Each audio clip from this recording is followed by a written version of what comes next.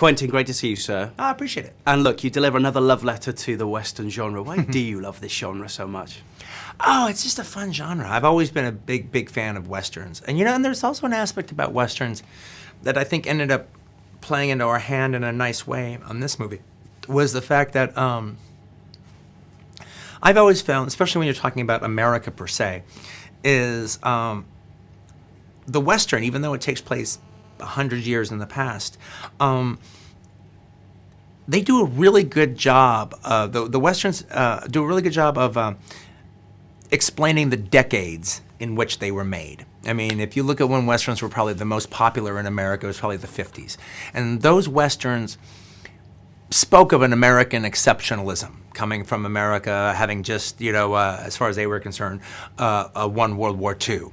And the fact that, the rise of the suburbs and prosperity for all. And they just really spoke of an Eisenhower era more than the films before or later. But then if you also look at the Westerns of the late 60s going into the 70s, those Westerns reflected a cynicalness in the country, a cynicalness of things that we had always held true before. They spoke of Vietnam. They spoke of campus unrest and Watergate to some degree or another. And then I think consequently, even though I wasn't trying to do that when I was writing this movie, to some degree, events in the news started just happening in the last year and a half while we were making this movie that I actually think makes this movie even more relevant than I even thought it was when we were writing it. Especially as you go into an election year next year, it's quite intriguing. No, absolutely. And look, I mean, when I was writing it, I couldn't help but understand as the characters kept expressing themselves that there's a big divide in the country in America right now.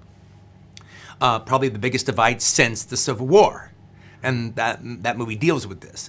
But it wasn't lost on me, though. Man, to some degree, this is almost a blue state, red state Western, and particularly exemplified by Sam Jackson's character, Major Warren, and Walt Goggins' character, Chris Mannix. But then, just even as time has gone on,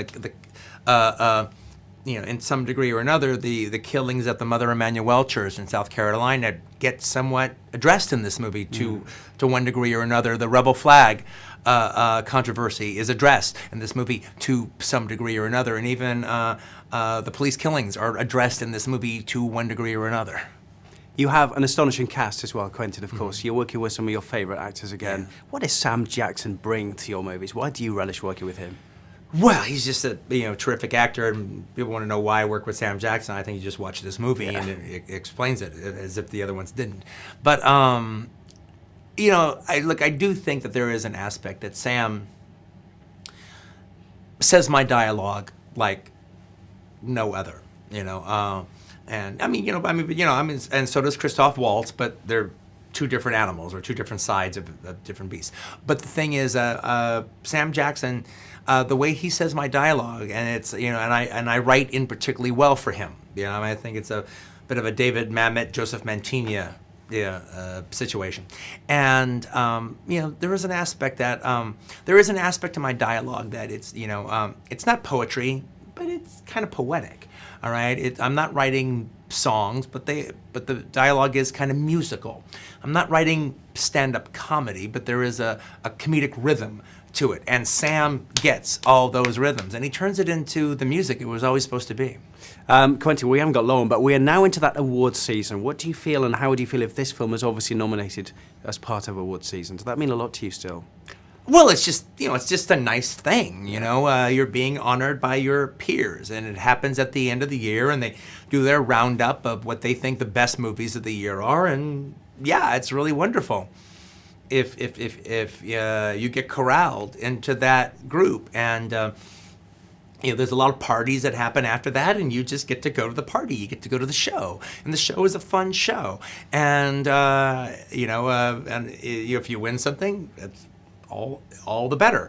But at the same time, you can't take it that seriously because the history of movies are filled with all kinds of films that, The Wild Bunch was never nominated for Best Picture, and Peckinpah for Best Director, and Good and the Bad and the Ugly wasn't, and 2001 wasn't. So it's like that's so you can't take it that seriously, but it's better than a sharp stick in the eye. Quentin, great to see you. We're out of time. Stunning narrative, wonderful visual, and congratulations again, sir. What a nice thing to say. I appreciate it, man. Thanks.